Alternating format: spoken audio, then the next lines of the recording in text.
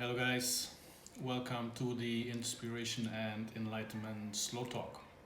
This is a part of a series in which I compare and synchronize enlightenment and psychology. This is a series about the ego, our temporary identification that we assume during incarnations.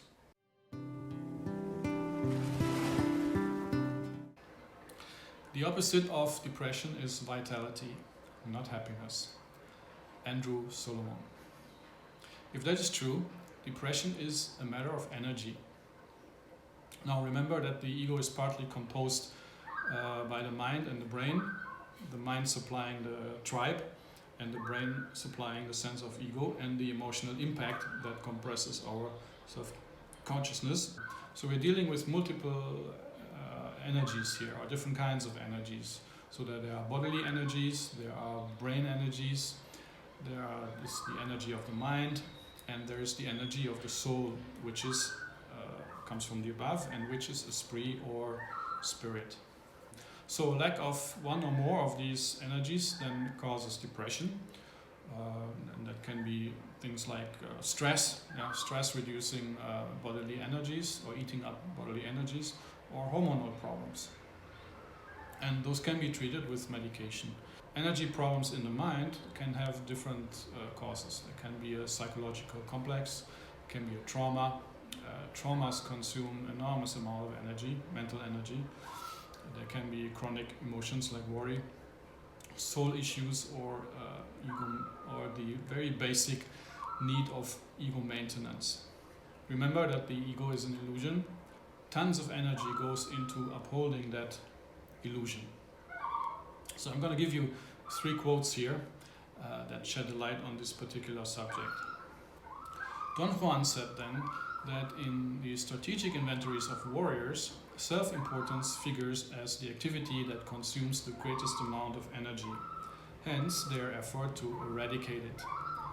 One of the first concerns of a warrior is to free that energy in order to face the unknown with it, Don Juan went on. The action of re-challenging that energy is impeccability. Carlos Castaneda, The Fire from Within, page 14.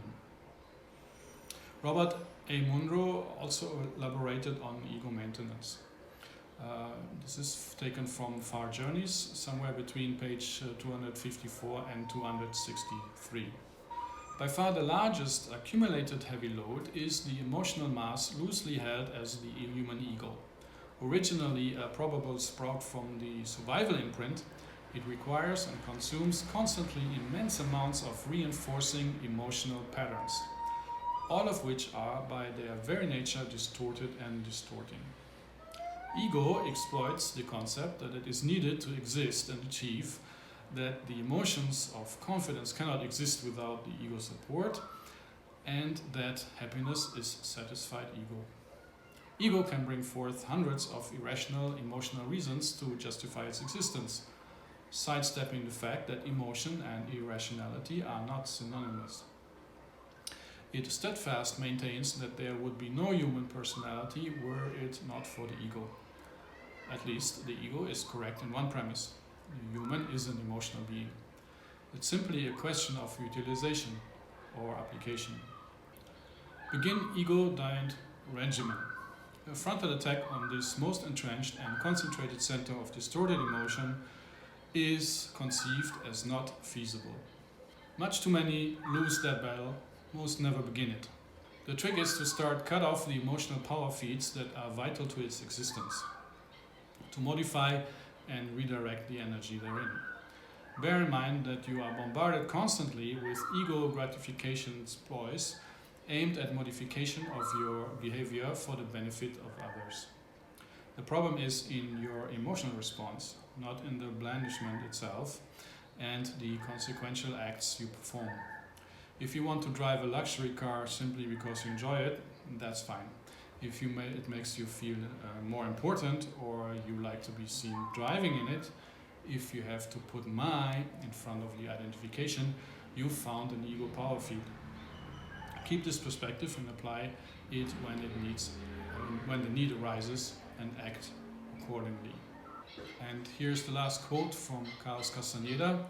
Don Juan's argument was that most of our energy goes into upholding our importance. This is most obvious in our endless worry about the presentation of the self, about whether or not we are admired or liked or acknowledged. He reasoned that if we were capable of losing some of that importance, two extraordinary things would happen to us. One, we would free our energy from trying to maintain the illusory idea of our grandeur, and two, we would provide ourselves with enough energy to enter into the second attention to catch a glimpse of the actual grandeur of the universe. Carlos Castaneda, The Art of Dreaming, page 37. Back to depression. Remember that the ego cloud is made of internal and external things.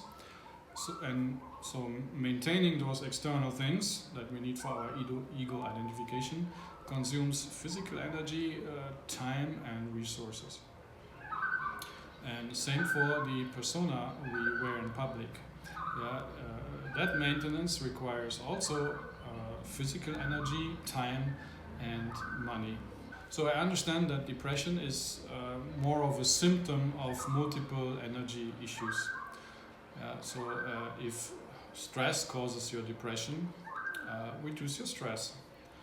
If you have issues with hormones, for example, you lack dopamine, find ways to solve that issue. Use medication in case of emergency, but long term you need to look for alternatives to medication. If a trauma eats up your energy, you do recapitulation. If ego maintenance sucks too much energy and resources, you do enlightenment and you try to do some sort of mental minimalism. Reduce the ego to what is really needed. If the maintenance of your persona, your public image, sucks too much energy and resources, stop caring what other people think of you. And last but not least, if there's a soul issue, you got to do enlightenment. Now, this is oversimplified, but it is oversimplified for a good reason. I just want to give you the big picture. Orientation goes a long way because it puts the mind at ease. And whenever I face a task, I always draw the big picture first, the map. And when I have the map, I make a few crosses on the map. The first cross is where am I on that map. The second cross is the goal, where I want to go. And then a few crosses for the milestones I want to meet towards the goal. So the energy of the mind and the tribe members waxes and wanes according to astrological rhythms.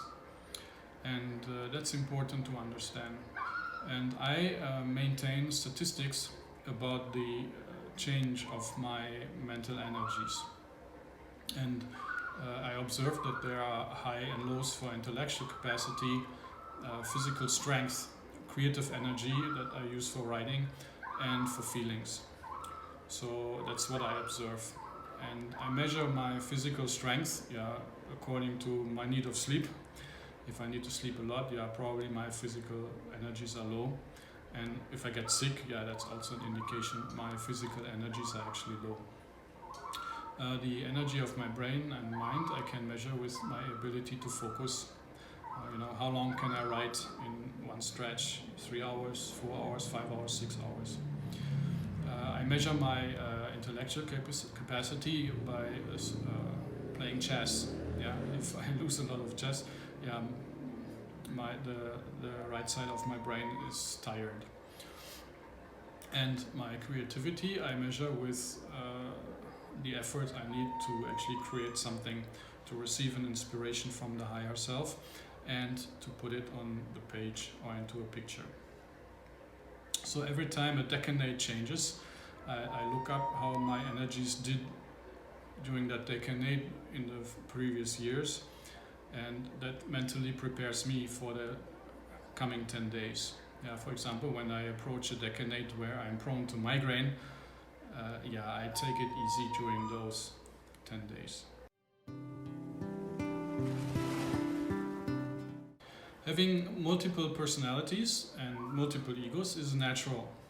But shifting between them randomly and uncontrolled is not natural, and that causes identity crisis and DID, dissociative identity disorder. In the context of the ego tribe, an identity crisis is easy to explain. It's a shift from the alpha ego to another tribe member.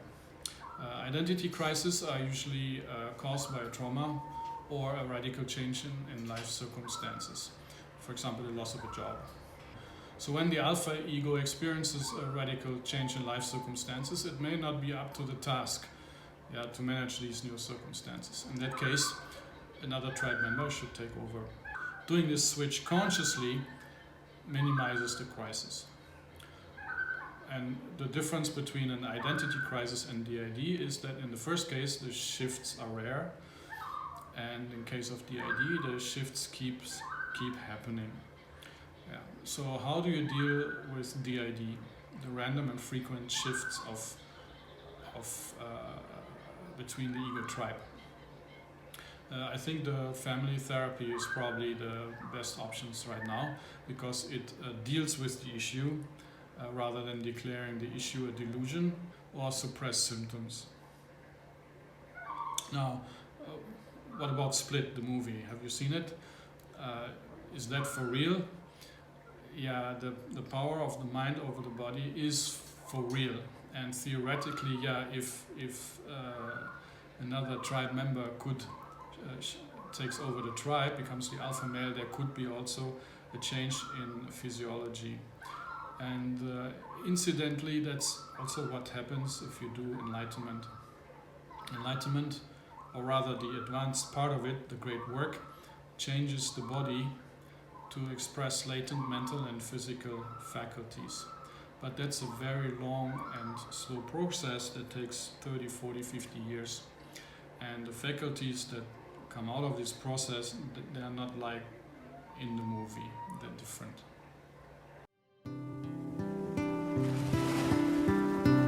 Psychotic disorders are the things we usually think of when we hear the word madness.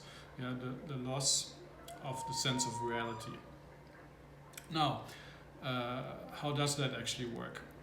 We are Janus, the two-faced Roman god who looks into the external and into the internal world. In order to experience the external world, we need a sense of reality. To experience the internal world, we don't need that sense of reality. Inside, we create our reality. So the sense of reality and imagination, the creativity inside, they easily blend. And young children are very prone to this. I don't know if you ever observed this, but the border between reality and imagination is very, very fluid. But in case of children, we don't think much of it. Yeah, they will learn it. Yeah, that's what we think. But in case of adults, we will classify that as a mental disorder. So who is Janus actually? The dweller on the threshold of the external and internal world. Yeah, that's the ego. That's the alpha ego. And his job is to keep the two worlds apart. So I don't have the time and space here to look at all the reasons that can blur the capability of the ego to keep the external and internal world separate. But there's one important subject I need to touch on, and because that's related to enlightenment as well, and that's the schizophrenia, or one symptom of schizophrenia, which is hearing voices. Now these voices, they are real, and they are as real as our multiple egos. But the voices can be different things. So we already touched upon the voices from other tribe members. They bully the alpha ego, and you deal with them the same way you deal with bullies in real life. Also, in case of shock or trauma, your tribe may panic, and you will hear a lot of voices in your head at that moment, and all sorts of funny and weird thoughts will come up.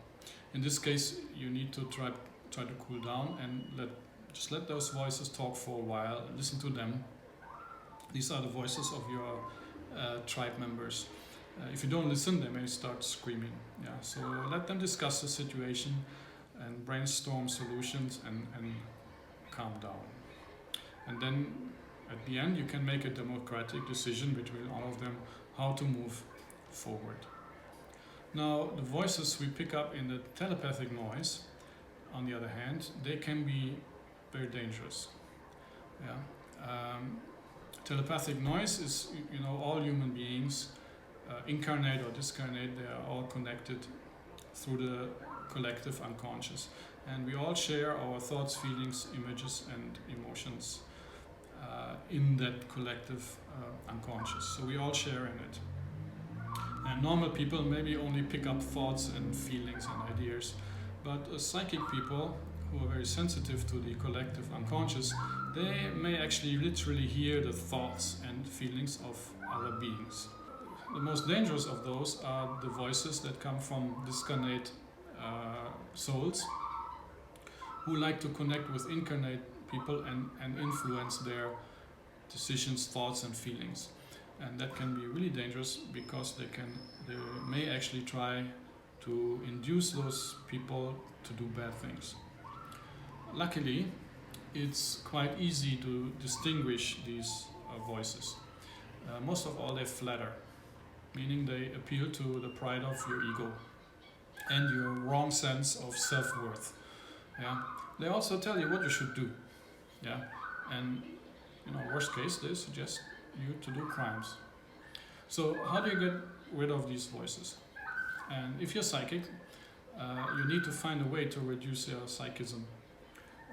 And there are many ways of it. Apparently, eating rare steak or smoking helps in case of emergency. But long term, you need to move your focus away from the telepathic noise to the small, still voice of your higher self. Yeah, and with a little practice, you can distinguish the voice of the higher self from the voices that come out of the telepathic noise.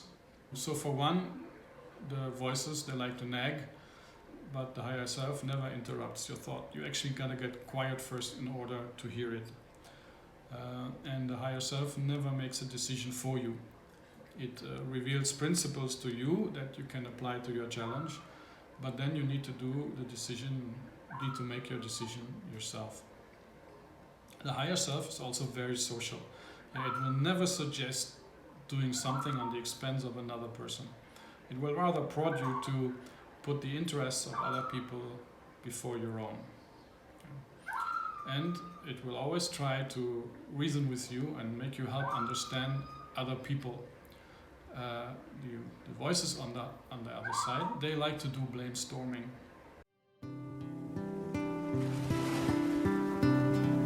So dealing with the inner tribe is not a simple affair.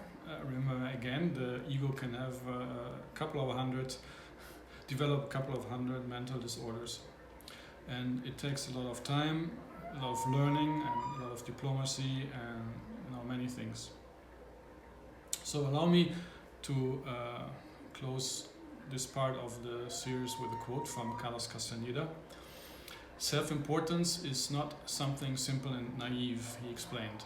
On the other hand, it is the core of everything that is good in us, and on the other hand, the core of everything that is rotten. To get rid of the self-importance that is rotten requires a masterpiece of strategy. Seers, through the ages, have given the highest praise to those who have accomplished it. Warriors fight self-importance as a matter of strategy, not principle, he replied. Your mistake is to understand what I say in terms of morality. Warriors take strategic inventories, he said. They list everything they do. Then they decide which of those things can be changed in order to allow themselves a respite in terms of expending their energy. Carlos Castaneda, The Fire from Within, page 14. So I hope this will help you to understand psychological issues a little bit better, especially in the light of enlightenment. But again, if you face a psychological challenge, do not rely on videos like this. They're just like supplements. Supplements are good, but they cannot replace healthy food. Self-help is good, but it can't replace professional therapy. And again, don't think of therapy as a treatment. It's like the same thing as going to the gym. You work out your mind, and you get a coach. And I personally believe that every person should have therapy because it's a help to involve the mind. But don't stop with therapy. There should be also enlightenment. Thank you for watching this episode of the Inspiration and Enlightenment Slow Talk. Please help spreading the light with a like and a share, and don't forget to subscribe. Love and light.